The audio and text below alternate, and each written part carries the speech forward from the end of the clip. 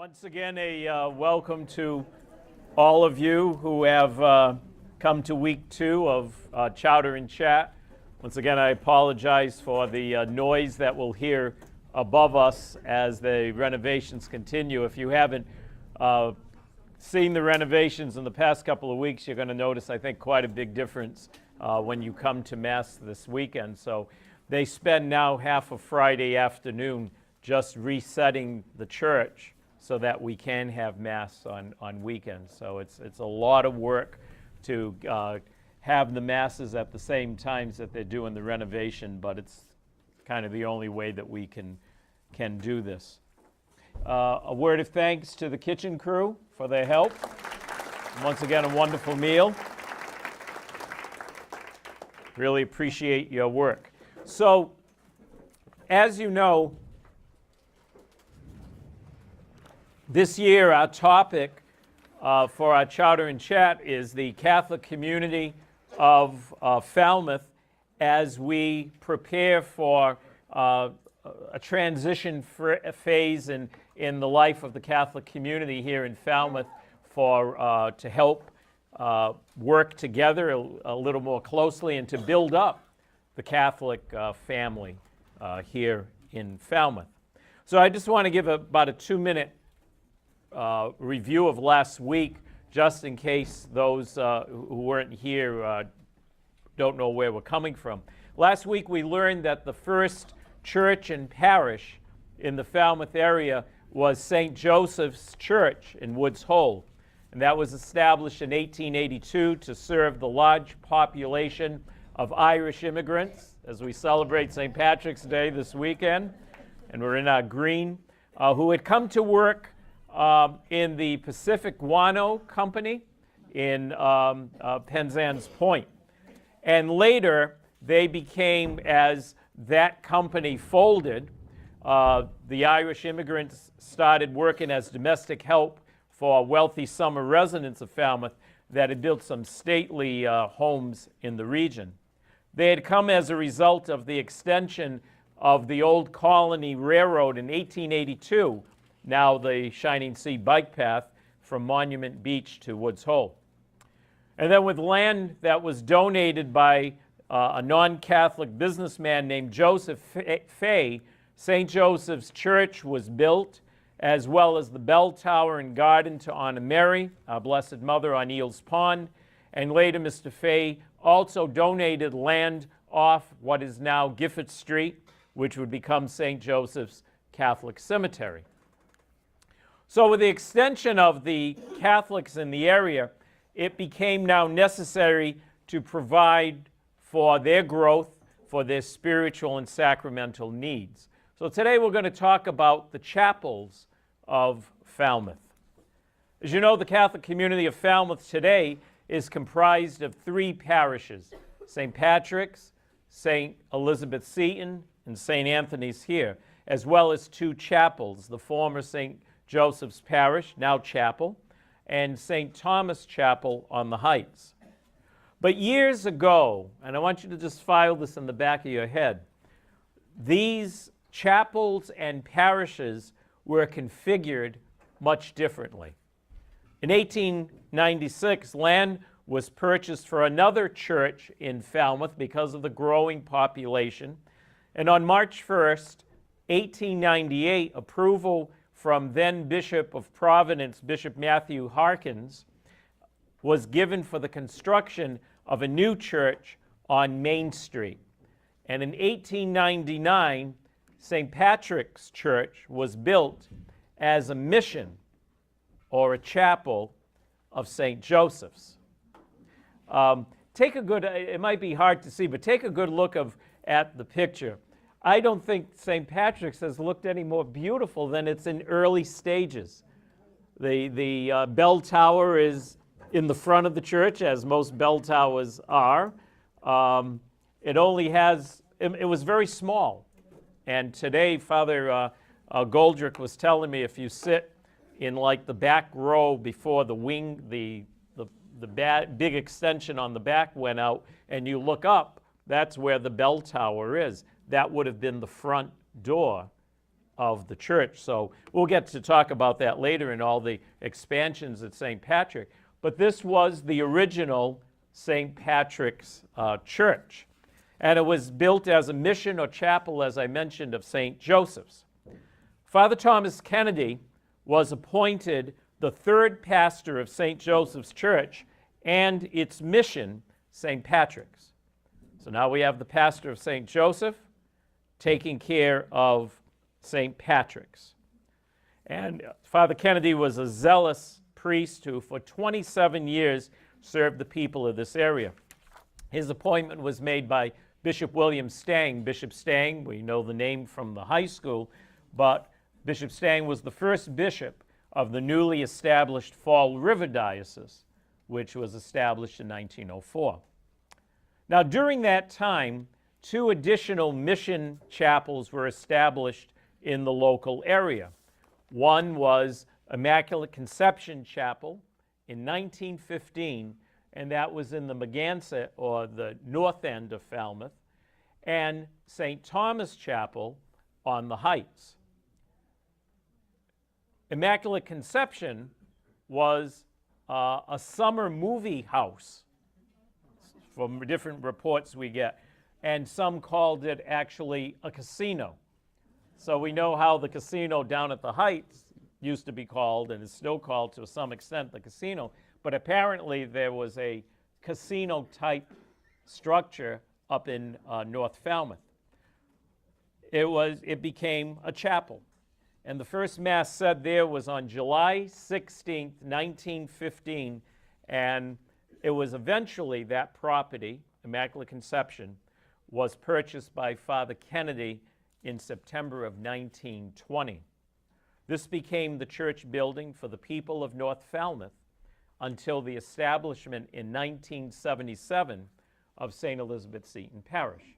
So that's a lot of years, over 50 years, that it was the church that people went to in the north end of Falmouth. Meanwhile, Falmouth Heights was developing as an affluent area where many large and beautiful summer homes were being built. I received this from, where's Mary Ferris, that I just met today? I wish I had seen this earlier. It's got some beautiful, and I'll study a little bit more of the area. The area was originally, Mary gave me this little history. Prior to 1870, Falmouth Heights was known as Great Hill, Falmouth, which may be, Falmouth's highest point of land along Vineyard Sound. With its dramatic bluff and spectacular ocean vistas, it was a beautiful site covered with wild brush and vegetation. So this is where at the time, some of the wealthy people, now that they could take the train down, were establishing summer homes.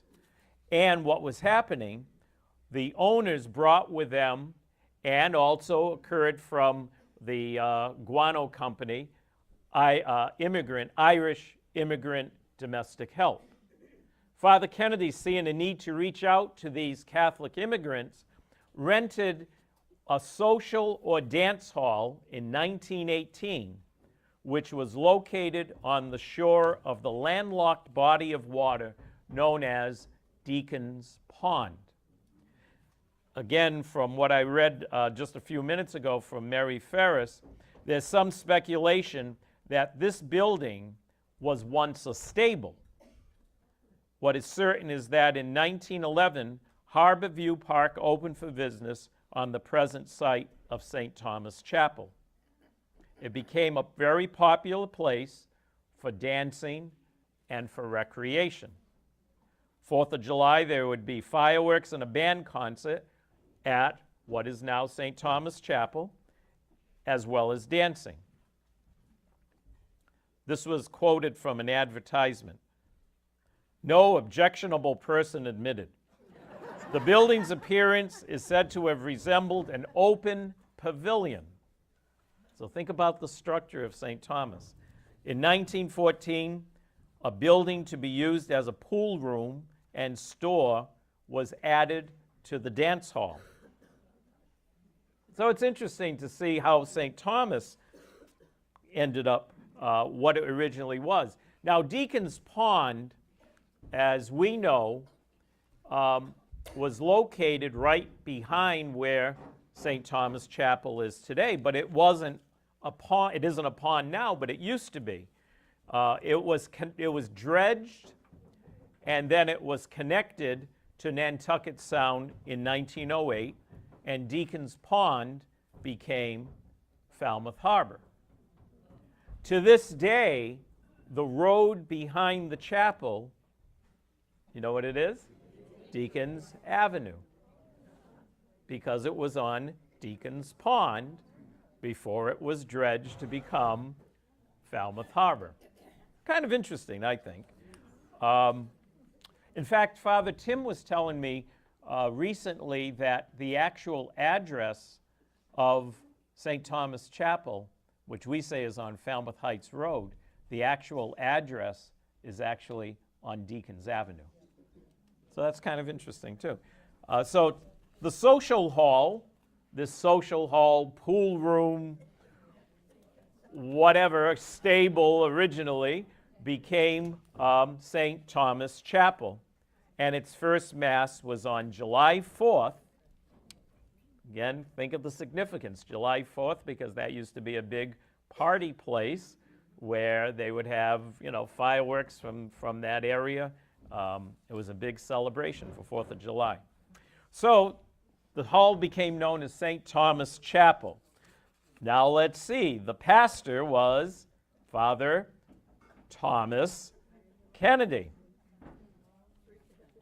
So there's another use of a name. Why was a particular name designated? We don't know. Once again, Dick Corey was still looking to build a hall. So if you want a St. Richard's Hall, just see me afterwards,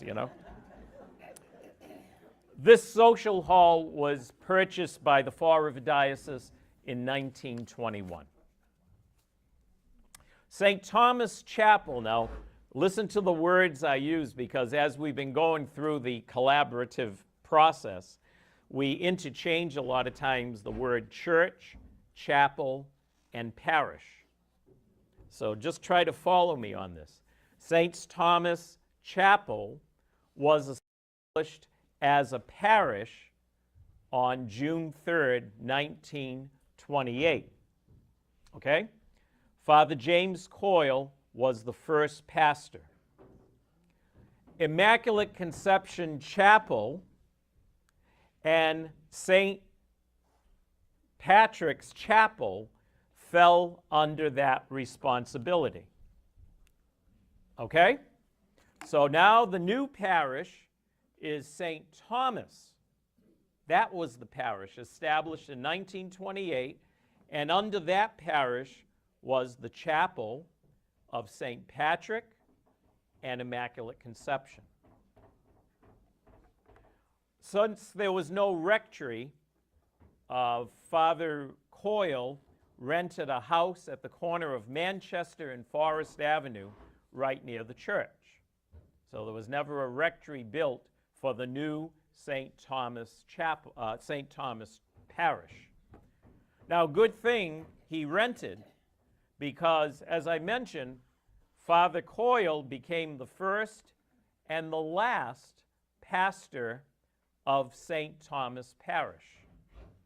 In 1931, there was a reconfiguration of the parishes and the chapels once again. And St. Patrick's Chapel was designated the parish, and Father Coyle became its pastor. So they kind of switched. St. Thomas Parish now became St. Thomas Chapel. St. Patrick Chapel became St. Patrick's Parish. And Immaculate Conception, poor Immaculate Conception up the north end, reverted from being a mission of St. Thomas. It became a mission once again of St. Joseph.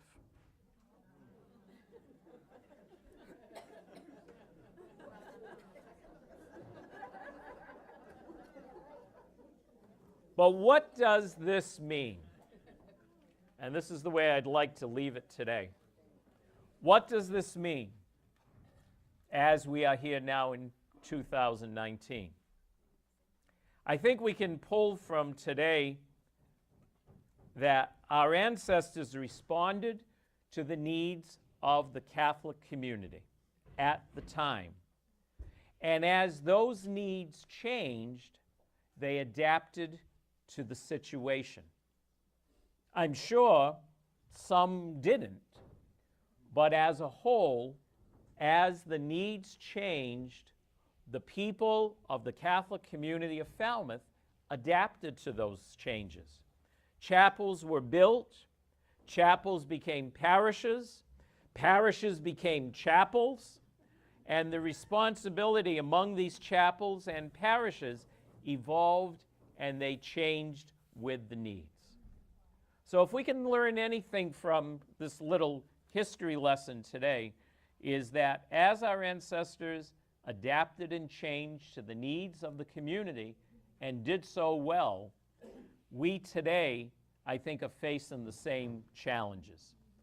And we could stay just where we are and say it's always been this way, but history tells us, no, it hasn't. It hasn't been always this way.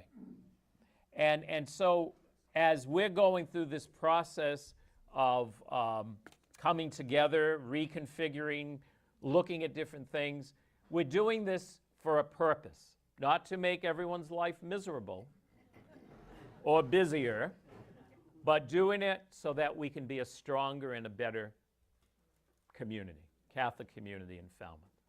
So next week, I think it's a good lesson for us as we enter into this new chapter in the life of the Catholic community of Falmouth.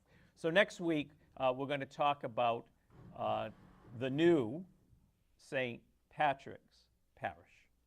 Okay? So I hope you'll join us for next week's presentation. And thank you again for coming, and a happy St. Patrick's Day. The building, whatever happened to the building, Immaculate up in Magansett, I believe is still there. I believe it's there right on the, isn't there like a ball field or a park or something? Yeah, it's been converted to a condo, but the building is still there. All right, thank you all very much.